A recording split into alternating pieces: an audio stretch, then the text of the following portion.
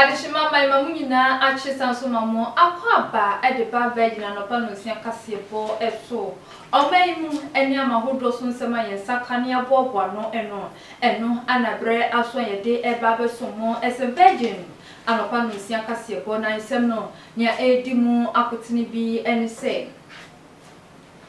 Economic Community of West African States Nichire ECOWAS wono akonti abomu ediababetu edwese Ghana mampanyi nana adodankwa akufu ado ana wono wasanso abonidin se wonye chairman emfama ekuono Ghana Health Service for Michire asoya wono hwe yapomudi ho ensem so edi ababetu edwese yade kodie coronavirus no kwa na ekoswa wonmo adi ababetu edwese sabre ayekaseye enipa be 777 ana eyefoforo kra sanso abeka dadana ye wono emrasho beje fie chi amehene eye owura alban bagben wakasa edi kokobo akọ edi ama emrasho mejafo nyinada ese wonma wakwakoye coronavirus tester akwaku piemu se ye yade no bi ewo wonu moja mu no wonhwe ye kan na wontu wonu mo enan amfansi eye parliament hono na ababeto jaso ko piemu ewo kotoka international airport yachi abrentu kwa bia onu de coronavirus test akoko ye ye ntese eye fake ana wode abadada mpenifo enam so ama penifo ensaso ne pechi Eba beto idwase ekobi efren se University Staff Association eyade a wonmo ekọ strike eno nam so amatese edwuma hodo na wonmo enkonkoyo se debeyo na chese enyema papa na betimi aba sukufo asetene mum na sesi ekase ye court edi aba beto idwase wonmo enhwe na strike a wo chese wakono wonfa nyinada emrano ewieye Sawa enso anna eye rent control department for so ediaba betu edwa ese landlords for no michire efiera for no e kame ese edru baby na se wonmo etututu wonmo edan mu ka eya na wonmo emmo obia ma ne obehu a na yesi ya tututu dan mu a wonmo ede ensempa akọ ede amasa nkofo nyinada ebekwa kopie mu ewo ni gidie ensemu enso na Nimtuni jo metal wakasa atwemu ese won de beef pa se ebia oni no yonku enya asem de wonya ready se woni obia benya asem ochra industry na won mewo mu woni obia eye free ewo mu yebekwa kopie kasebo no ewo amahodo ensem na Malawi man emu so ababeto just coronavirus yede no amma no home so papa ama enam so pressure pa ana akwakoto wonu mu eye aya sabia hodro ne no ewo kro no eso esemo foforo binu ka we hu ya ya bobo no ana ede eba besomo ene anope se virgin anopa no sia kasebo mi ameji brakin kan kasebo yi ede ama medium jiso a ene ma bina adobia na hyenu so se kasebo eye dwumako bi na ebo ye chidom eye success preparatory school ube school papa do ba kodi amekanfo ede ama Acheche for honbo homodi ye papa chen kwada no ade wonyamsum kwan so won me cha kwan e won semom ade so kwan tempo no eso anase frempeni for ahomatrofo eso 0208 278 198 0208 278 198 na oni won montwetwen ko na fa oba no ekọ ho na chese edusuamu bibia entimi enye kamakama emfa emma yeda emusima ye ba kasebo no yedi munchiremu ebebre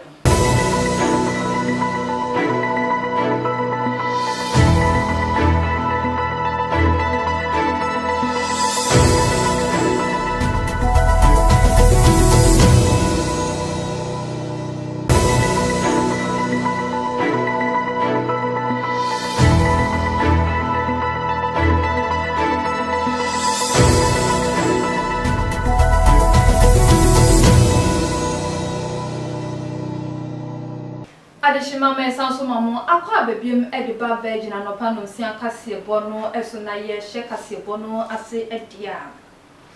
Economic Community of West African States Mitre ECOWAS one more ede ababetu edwese Ghana mampanyi Nana Addo Dankwa Akufo-Addo ana wasanso aboni dibiemu se onye chiame hini panyin emfa emma ekonu ochira ne boni mba obeboye wo abra wode no esi so se onhwe no toto niema no eyade se Ghana mampanyi ehweye ma bibia etimi eye kama eno nam so amampanifo asanso akwasetena ede ababetu edwase se de beyo na chese dwumakwa betimi asipina esita na bibia so etimi aye wano wono asanso aboga na mampanyi edin biemu se ono aso ana wonsa enye chairman emfa emma ekonu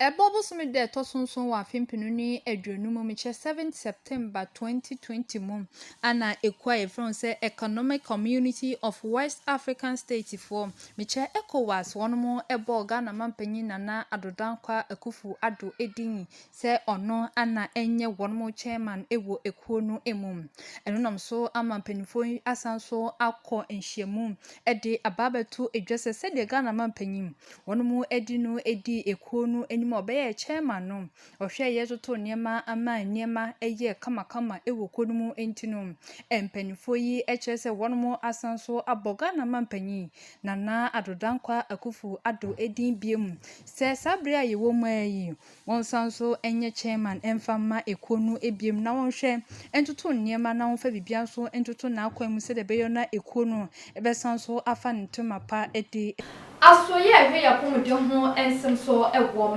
Ghana emumeche Ghana Health Service for abrano bia na yade se wono ede babeto oman Ghana enimbe bia yade kodie coronavirus no nye akwakodru wono aseb wafamu ahwe wono enkwa eni bebi aye keka ekono yade se abrano bia wono ekenkan ede kyen se de beyo ne yetu betimi abo ehu ban ede afri yade no ehun na fofokra ode ababetu edwane se sabre aye kese ye enipa beye se ahanso eni eduoso enso meche 777 ya eno eye fofokra ocha ababe kadada na ye wono ehun enam so ama wono mo ede futusem akode Ghana fo nyinada ese adaro ma ye hwe na hyehye akodo a ye de egu akwam no ye ni nyinada eso pepepe efiti abraya de kodie coronavirus be piemu ewo Ghana mu no eya na abrano bia no Ghana Health Service for meche asoye wono ehwe apomde ho ensem so ekenkan yade no de akwakodru eni empo wono ma afamahwe wono kwano eyade se wono ekenkan ede kire se de beyo na Ghana for nso betimi abon ho ban ede afri yade no ehun na foforo kra wono ede ababetu edwa eni se enipa base ahanso eni eduoso enso meche 777 ena eye foforo kra babe kadada ye wono ehun enanso ama wono ede futusem kase pa kode Ghana fo nyina da ese adaroma yenhwe na hyehye ahodo a edi egu akwamu se yenhwe ne enhorohoro yensa na offense no smas ahodo no yenhwe ne yenhyehye na yemma eye ekwan emrebra ye ho ne ye ho entem no wono achemu ese yenhwe ne nyina da eso pepepe se de beyo na nyina da betimi abo ho ban ede afri yade no ehun na sendie beyo na yempanifo nso betimi abo ho ban ede afri yade kodie coronavirus no entino so kopie mu ewo mrahye bidefia eyade se chiame hina ohono ehye eye mrahye bidefo nyinata ese wono enkonkoye coronavirus test ni bi na yehwe hu se ebia wonni bia na so wo bia na wato ho edi afri wono ma wonni bi no ehun na wa bra wono ekokoye test no results no aba ama wono achemu se ekame ese bi mu enyinya yade no ebi enam so ama wakasa achemu ese wono ma ababetu dwese wakwakoye test ahodo na yade no ebi ewo wono mogem no gonhwe na wontu wono nan amfansi eye no ahye fi hono. The officers undertaking the COVID test have up to 4 p.m. to leave the presence of Parliament. Thus far, about 50 members of Parliament and staff have not submitted to the test. I'm please requesting any member or any staff who have not submitted to the test to please do so immediately. Secondly, Mr. Speaker, we should draw the attention of members to the House that some members of parliament who have in fact tested positive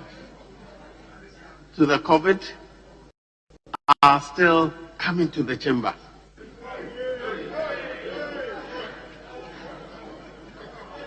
The Speaker wishes me to inform that if those members do not withdraw and isolate, he will be forced to publish the names of members who have tested positive in order to warn the rest of us. Please, let's take this protocol seriously and let all members who have been informed of their test results that they have tested positive withdraw from the precincts of Parliament, not just the chamber. Stay home and self-isolate, go through the protocols and recover before they return to the House. I thank you. Ebusaye to akase bono esuna Kotoka International Airport ababeto dwase abrante kwa bi akwakopiemu ohonoma coronavirus test no se oya wo kwakofu plane na se wetu kwan a eyade se yemawo eye coronavirus test ni bi na yehwese empoyade no ebi ewo mogemu ananko se ebi enu mogemu ansa na ebia yama kwan se wo ba oman ga na emwesa se yeyade wo dada no yehuna no a yegusu aso epe hodro enunti na chese yenhwe hasa emma obi emfe foforo bia emma mefra yenye dia ye wodada no emu enam so ma ene se ye kase ye yaba beto dwa so kopiemu ewo Kotoka International Airport abrante kwa bia kwakoye test no bi ama chese eye fake eno no so ama mpenifo ensa aso ne page Yade kodie coronavirus bepiemu ewo manga ne mu ape anaga na mampanyin nana adodankwa akufu ado edibabetu edwase yade a yahia hodwe wo omanga ne mu no eyade a wode esono atototo ni nyinata eso ochra obi entimi emma omanga na emu obi nso entimi emfrimu enko na enche bia anaga na mampanyin nana adodankwa akufu ado edibabetu edwase yahia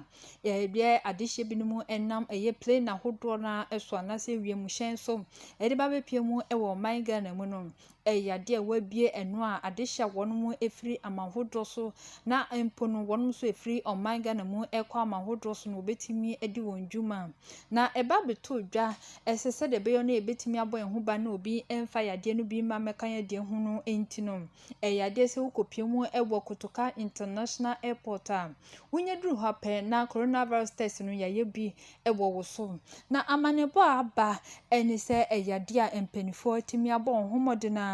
ama wonomo ensa aka obi a coronavirus test no waye bidie na momnom enhwemu a wonomo eyoye enise coronavirus test woni kro no eyoye no eye fake a ochira wonomo eguso a eye nhwemu ede afa ho Abusaye to akase bono esuna se amafo ebekaya enche bia na de babeto manim se eku bia efron se tewu wonomo ede babeto edwase eyade se strike wonomo akobia chira wonko suku demo enkonko kire ade eno nam so ameko bi so efron se University Staff Association so ede babeto dwase enhye bia na nka se aban no ene wonomo ekono eyade se aban no eni so amfa ma wonomo tino wode wonomo tuma akwakobote ufodie ma ocha wonomo so eko strike no ebi na se ye ka se ye Labour Commission for the Sankrofo akwakopiemu ewo asendibia ha meno na so court ahye wono se won fast strike no emu baabi no nko school demo enkonko kire ade for ebekaya enche bia anatewfo edebabetu edwase yade a wonomo eko strike ochra ehihye bia nanka sese aban no eni wonomo ekona aban no eni so amfa ma wonomo entino wonomo ede strike ahihye so a wonko school demo enkonko chade na semisi yape ana University Senior Staff Association so ede wonomo to makobo wonde anu echemu se nyade a wonom so beko onwuma paso akwakodi wonom dwuma se ne se na efata eno nam so ama National Labour Commission for NLC edi ababeto edwese se de asam no ekono ani eye nyan enu intini wono atebira asemi akwakodan Supreme Court se Supreme Court eni asemi emfama wono na enu enenam so ama enei court ede ato eye University Senior Staff Association for so ese adaroma wono enhwe na strike wono ekono wonfa engu honom na wonsanso enko onwuma paso enkonko chade se na esena efata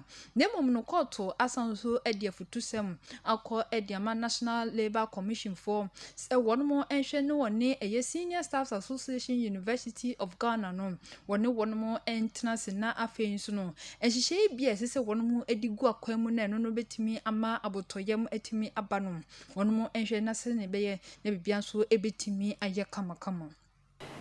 Aswaya wono ehwe edan han ene hu sensem eso meche rent control department for so edi ababetu edwase ya na ensem bi ahomete papa esanse so wochra landlords anase adihye bi ma wono masisi dan wode wono edan ehenhan eye adihye bi ma wono ekotenetene no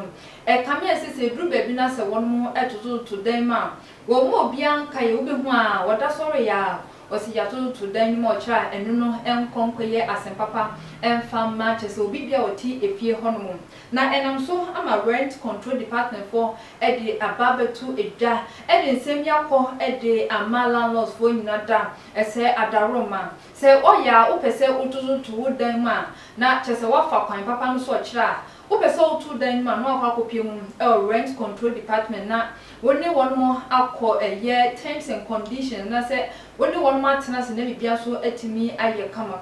asoye ehwe edan han ho enseme so meche rent control department for edi ababetu edwa ese enya de se efiru for wono ebo akwanya bia se obeso we prekope akase wono etototo edan sika emum ochra ya na empempenu so bi ekokotena wono efia eya na emponu sika bia ya ode ba behind na ebi mpa na eyenu anu no enu entinse efiru a wosowe prekope eka che oni pakro no se watu dan no mu edia eya na empempenu akwakoye ohakese pa edia ma oni kra obehan wo edan no na PR oda ekono ano akasa achemu ese ansa na efiru bi ebetimi asowe prekope akase watoto to dan mu no aya na wono ehwe anim se efiru afo no ebekwa kopiemu ewo wono aso eye na afenso nhihye bia ohodom no wono etimi ene na akona afempinu wono ama efiru afo no tumi krata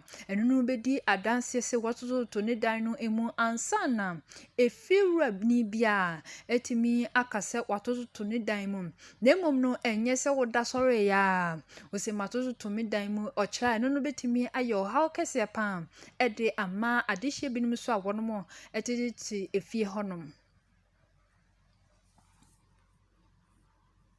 Ewuso ya toka se bono esuni akwa kopiemu ewo ni gidie ensem emu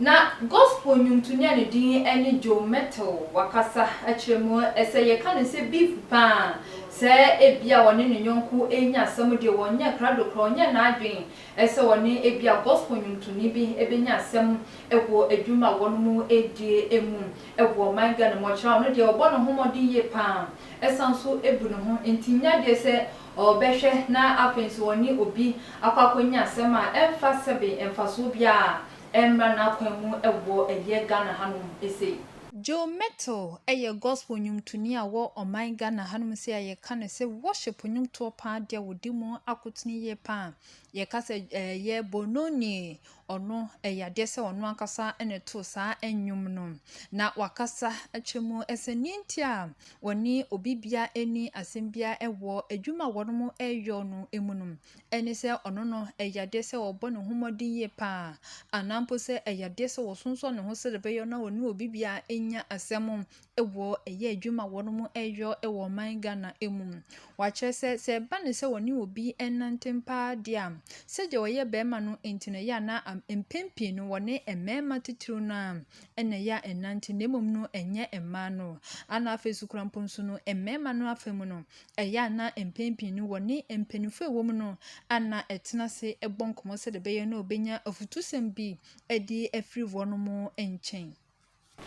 Abusa yedna osunya home kase bono esu yeba yebeda yani akopiem ewo akansie ensem emu yeba sisia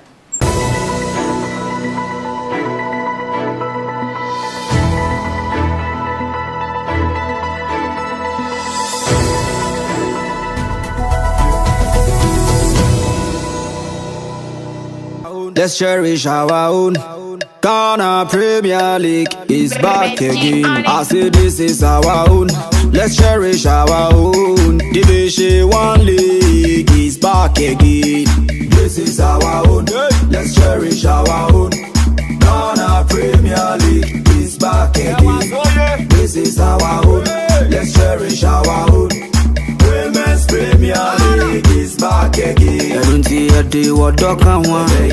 And EJ can want. The erection more.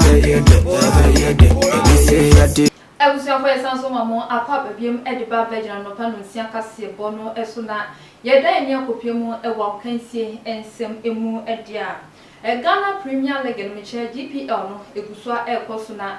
We can see also a year week 13 or more at the Beshisha Swa. Sending table no etienne yakin kind a day among Celebaya, was so to TV one the Hunia air costume. Now we can see a Diana Stars, any wafa at the Beshisha so. Ashanti Board, any Liberty Professionals so at the BC and in our face no. Bechem United, any great Olympians and so at the Ashisha so. Now a year 11 wonders and so any Dreams FC. And so at the year Ashisha so. Elmina Sharks any Brekum Chelsea so at the Barrington so the ding now House of Folk so any Legon Cities FC so at the Ashisha so Inter Allies and so any Busuan Brasso so at the Beshisha so now Athens no Karela United any Asante Kotokon so at the Ashisha so now Athens Kwakra no Ken Faisal any Mediama FC so at the Ashisha so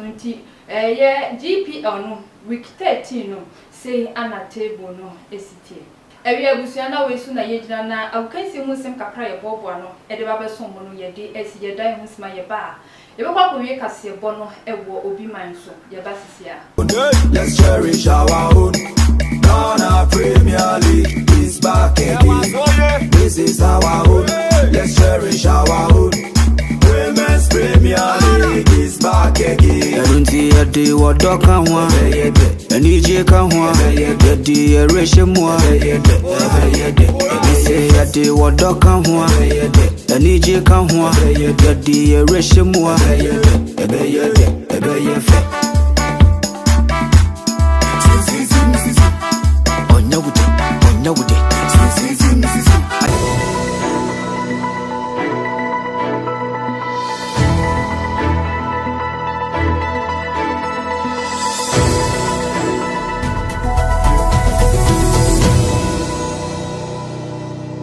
Mama yakoya ya ba ye sanso emamo akwa babiem ediba begyana no panunsia kase bono eso ye kwa kowie kase bono ewa mahodo ensem emum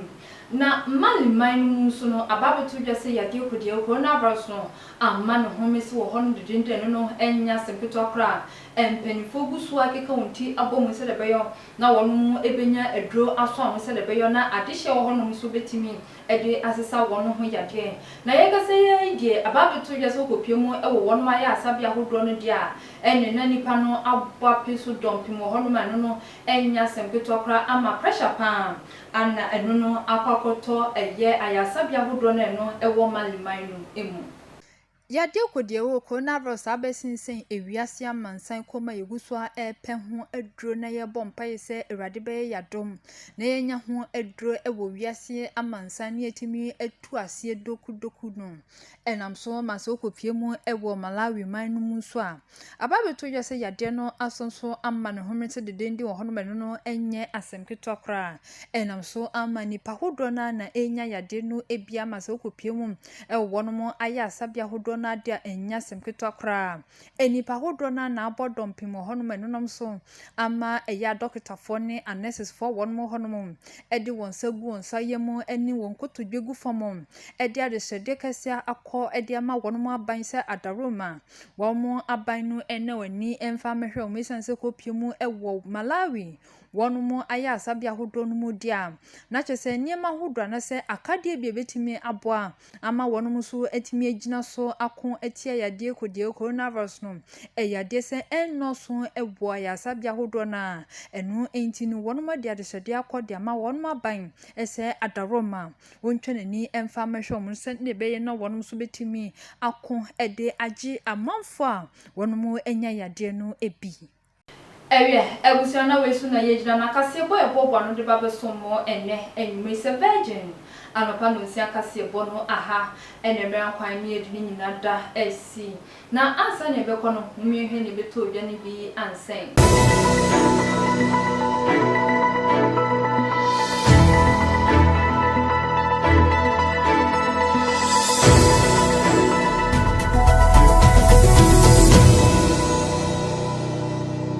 panyin na adodankwa akufu ado yade se ko efense ECOWAS wono asanso abonidi biem se wonye chairman emfa masa ekono na Ghana Health Service wonso edia babetu edwabiem se yade kodie wo coronavirus no kwa na ekosra wono asanso edi atudwa se nipa be 777 ene ye foforo kra ababe kandada ye wono